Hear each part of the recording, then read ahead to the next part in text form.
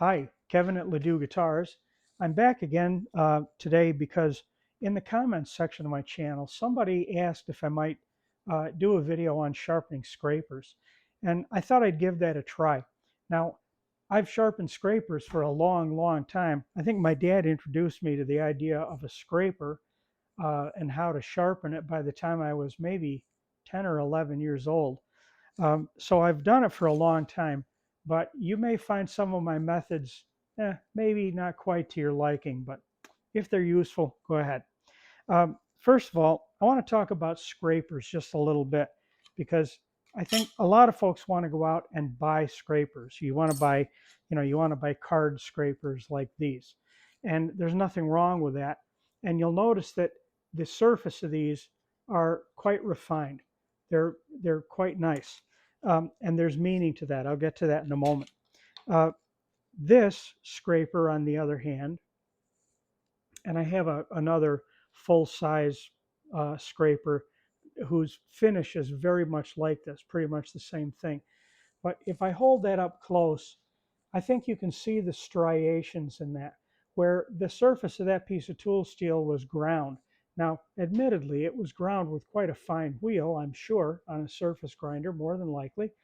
Um, but when you sharpen that scraper, at a microscopic level, what you're going to get on the edge of that is a steak knife, and that's not going to be as durable. So you may, when you sharpen a scraper, you may want to work that surface on a flat plate with abrasive paper or a stone to refine that surface down to something very smooth.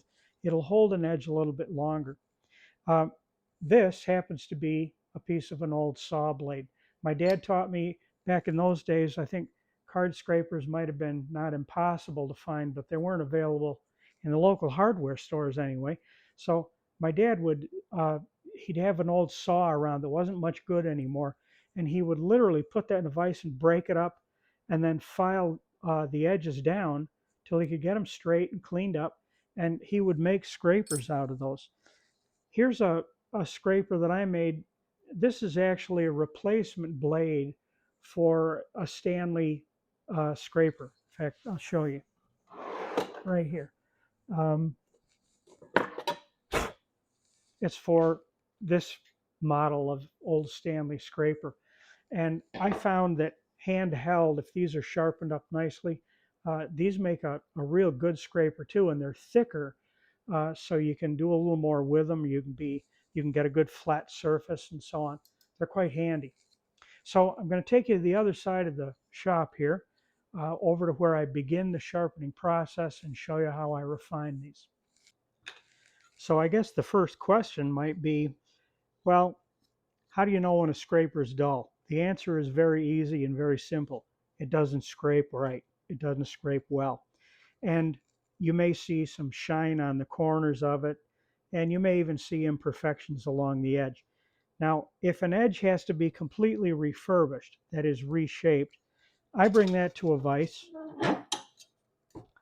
And you want to be careful when you're doing this. I'm going to say right up front, because you got sharp corners here, and it isn't all that difficult to screw up and get your hand into it or your wrist or something. So, just use a little caution. Uh, I do the coarse shaping of these edges with files. This is a single cut smooth file. I'm going to begin with that, and then I'm going to refine that with this file. That the teeth on this are so fine you almost can't see the direction that they're stitched in. But this, I've had this file for, I don't know, 35 years. This is for what it's worth, a Nicholson number 4. At any rate, um, the first thing I'm going to do is run down through there and shape that edge. Do I want it to be nice and square with the surface? Yes. Is it perfect? I don't know. I do my best to hold it square. If you need something to guide you, then you use that. This can be a highly sophisticated process if you want it to be, with a lot of details. It doesn't need to be. So you can do it low tech or you can do it high tech. So I love the feel of that single cut file. That's just wonderful, the way that streams down, and you can feel the resistance and you can hear it as you go down through. And I can feel a burr edge on there right now, but I don't want that burr edge because that one is crummy. That's a steak knife. But I can feel the corners starting to come up sharp. So now I'm going to refine that with this very fine file.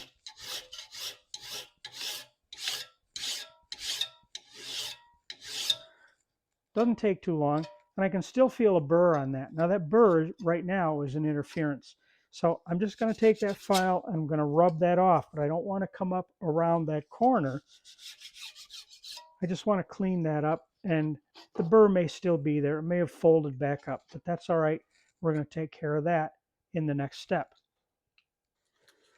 So next, if there's any little burrs left on that corner, I want to hone those off. And I'm going to do that in part by taking that scraper and laying it right down flat on some abrasive paper on a good flat surface. Now, you could do this on a stone, and you can sharpen this edge on a stone, and I guess a lot of people probably would. If I had diamond honing equipment, I might do the edges on that. But I don't. I use Japanese water stones. They're quite soft, and these edges will wear down through them pretty quickly. So I don't mind this method with silicon carbide. If you need a flat surface and you don't have one, just go to any of the big box stores or a tile company or a flooring company and get yourself a piece of granite tile. Just one piece of granite tile is all you need. That is going to be, believe me, dead flat. Or a scrap of 1/4-inch plate glass will be perfectly adequate. But I'm just going to swirl this a little bit to get that burr off there. And if this is hard to hold onto, you know, your hands slip, see, I just put some masking tape on there as a way to grip that. And just going to flip that over and do some more of that until that burr is nicely gone. And I want to feel the edge of that scraper. I want to feel the edge sharp. Obviously, the entire surface of that edge, if you will, is not going to be sharp, but I want the corner to be. So now I'm going to hone that just a little bit more because it's not refined enough from the file. And by the way, just reminding you, swirling this around doesn't just remove those burrs if there are any, but it refines that surface and shines it up, refines it so that it's not like this. I showed you this before, but look at the striations in this. This is an old Stanley scraper that I probably got 40 years ago, and I still haven't gotten around to use it. So with this done, now I'm going to turn to sharpening that edge. Now I'm just going to hold that edge up on there, and I'm going to hone it. By the way, I'm starting with 400 grit silicon carbide paper. Now, if you're not confident in your ability to keep that straight up and down without rocking it, that's okay. Just get yourself a nice hardwood block that's nice and square and hone away.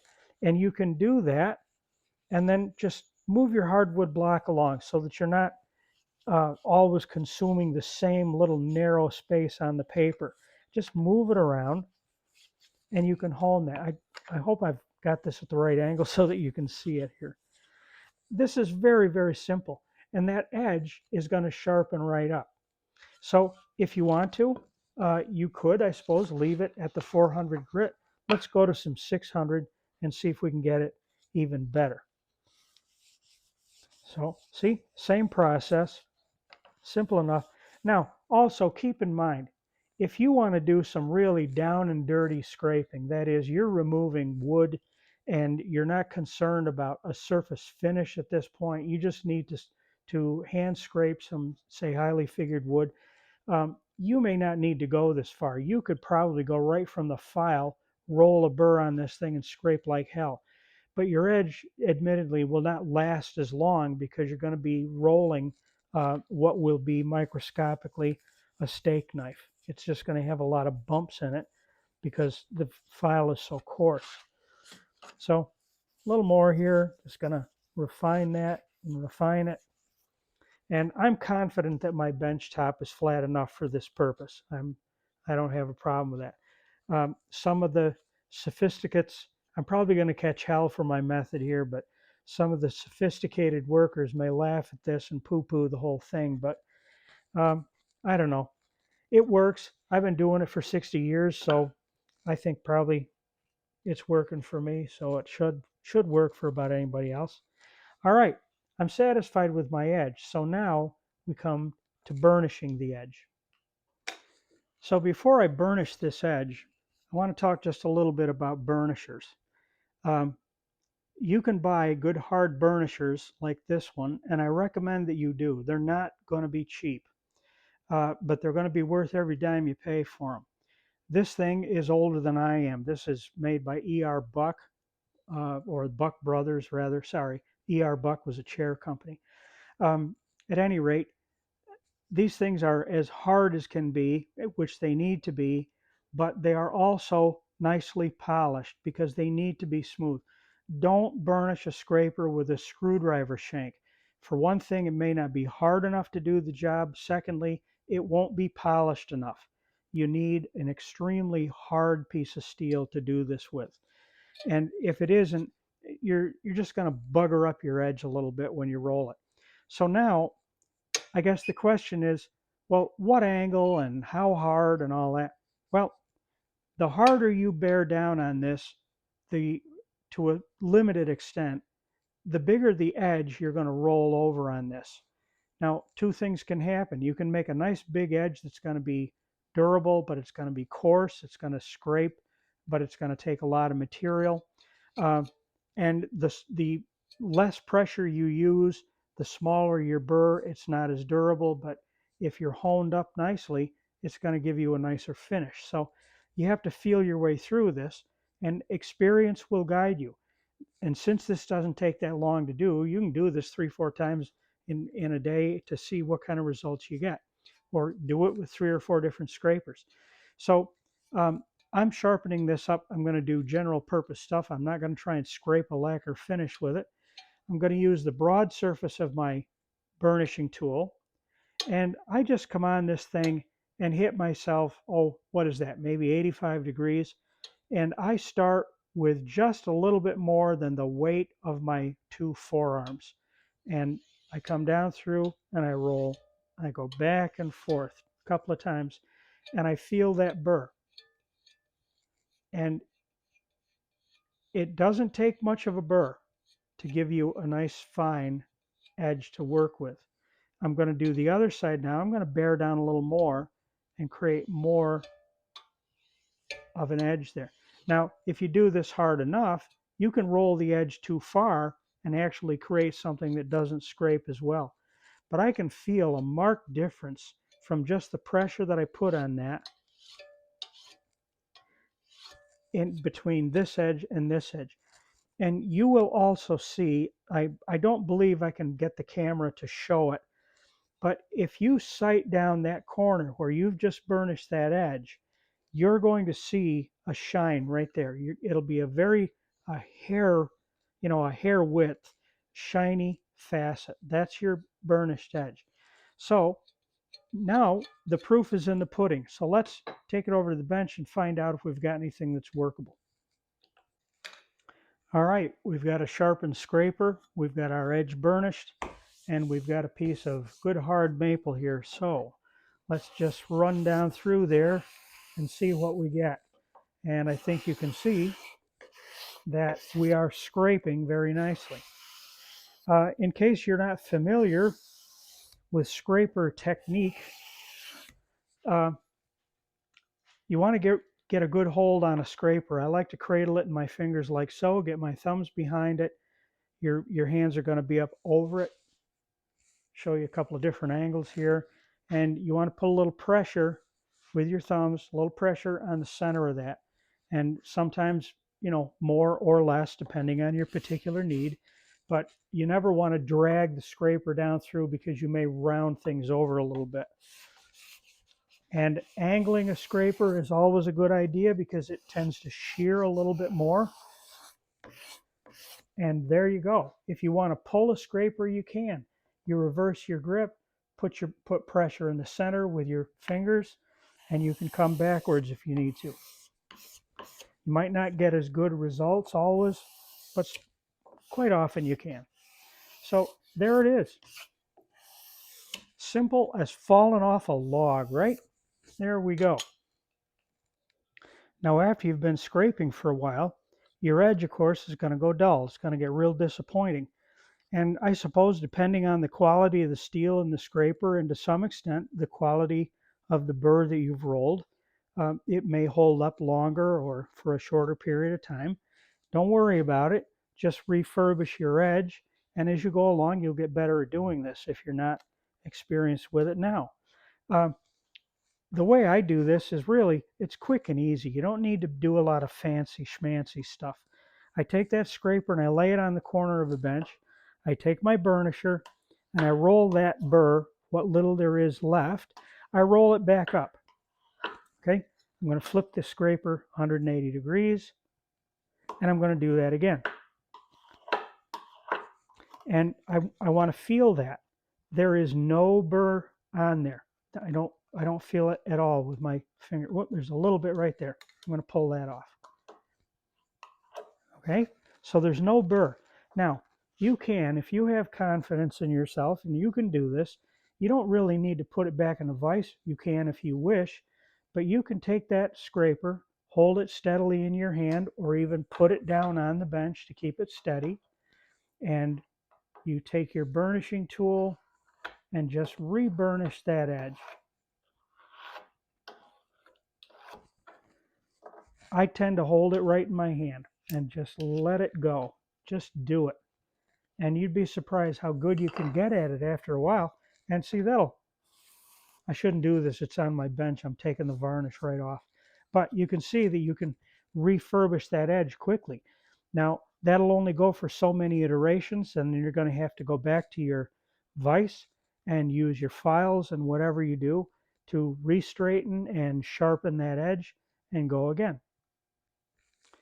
Well, that's about all I know about scrapers and scraping and resharpening them and all that stuff. I'll probably catch hell for some of my methods, but hey, what are you going to do? Lastly, I just want to say that, you can buy card scrapers and so on all you want, and they're very useful. I'm not saying don't buy them, but any sheet or flat, if you will, of good hard tool steel can be fabricated into a scraper. This plane iron, if I wanted to grind that edge off there, or even not, I suppose that could be burred over, and you can use that as a scraping tool. Even a short piece of broken off hacksaw blade, if you want to refurbish that cutting edge, file the teeth off that for special purpose, you can make scrapers out of that, and they can be very, very effective. So don't be afraid to use what's around you, because it can be very useful as long as it's hardened tool steel. Okay, thanks again for watching. I'm the Pragmatic Luthier, Kevin Ledoux. Please put a like on the video, subscribe to my channel if you haven't, and just stick around because I can assure you I'll be back.